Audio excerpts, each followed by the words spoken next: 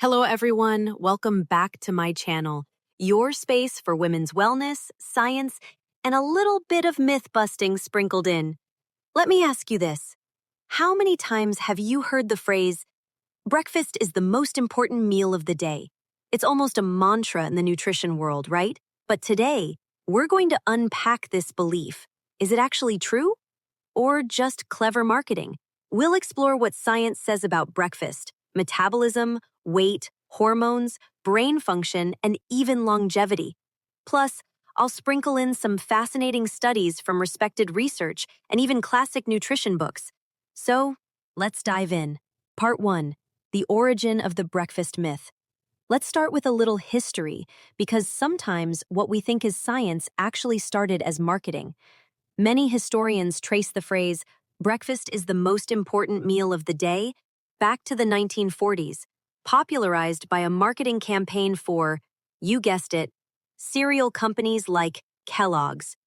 In the book, Breakfast, A History by Heather Arndt Anderson, she explains that the modern concept of breakfast, especially sugary cereals, wasn't about health initially, but about selling products.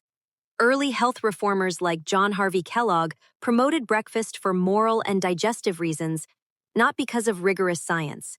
But the phrase stuck, and it became truth in popular culture. Part 2. What does modern science say? Now let's look at actual scientific evidence. Many studies do link breakfast with better health outcomes, but here's the twist.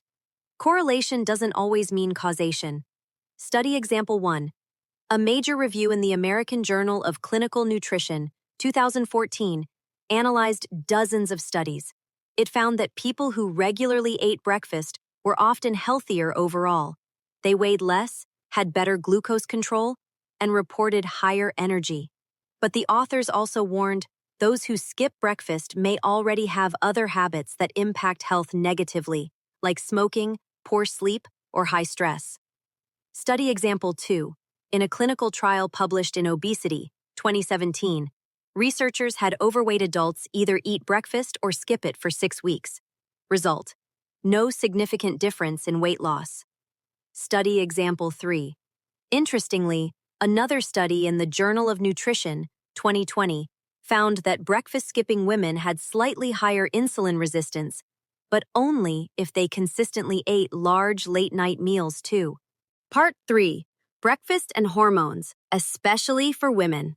Now let's talk about hormones, because women's bodies respond differently. According to the Glucose Revolution by Jessie Inchauspé, eating breakfast, specifically a protein-rich or fiber-rich breakfast, can help stabilize glucose throughout the day, reducing cravings, energy crashes, and mood swings. For women dealing with hormonal imbalances, PCOS, or insulin resistance, starting a day with a balanced meal can lower cortisol and support better hormonal rhythms. Key study. A 2018 study in clinical endocrinology found that women with PCOS who ate most of their calories early in the day versus at dinner had improved insulin sensitivity and lower testosterone levels. But again, the type of breakfast matters. Sugary cereals versus something like eggs, avocado, and veggies are not the same. Part 4. Metabolism myths and fasting trends. Here's where it gets tricky. Many wellness trends now promote intermittent fasting, often skipping breakfast. Is this bad? Not necessarily. Many studies show fasting can improve insulin sensitivity, lower inflammation, and even promote fat burning. But it depends on the person. Study highlight. A 2019 paper in the New England Journal of Medicine explored fasting's benefits, showing improved cellular repair and metabolism in many cases. But women's bodies are highly sensitive to fasting. Nutritionist Alisa Vitti, in her book WomanCode, explains that extreme fasting can sometimes backfire for women, triggering adrenal stress or thyroid imbalance, especially during reproductive years. Bottom line, skipping breakfast works for some, but not all. Part 5. The mental and emotional side of breakfast. Now, beyond physical health, let's touch on the mental side of breakfast. Research shows that breakfast can boost cognitive performance, especially in kids and teens, improving memory, focus, and mood. For adults, it's more individual. If skipping breakfast makes you distracted or cranky, it may be helpful to eat something small, even a protein shake or Greek yogurt. The key question: how do you feel after skipping breakfast?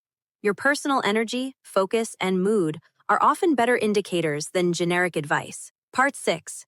What should you do? So, should you eat breakfast?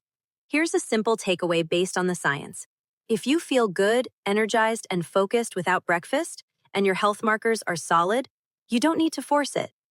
But if you struggle with cravings, low energy, or hormone issues, breakfast might help, especially one with protein, fiber, and healthy fats. Better breakfast ideas. I have already uploaded a video on high-protein breakfast recipes.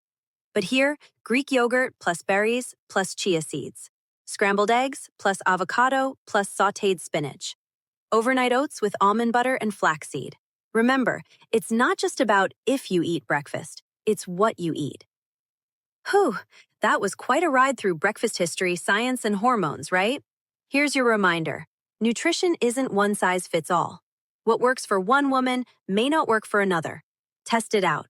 Try different breakfast styles. Notice how your body responds. And hey, if you enjoyed this deep dive, don't forget to like, subscribe, and share this with a friend who's always asking, should I eat breakfast? See you next time. Bye!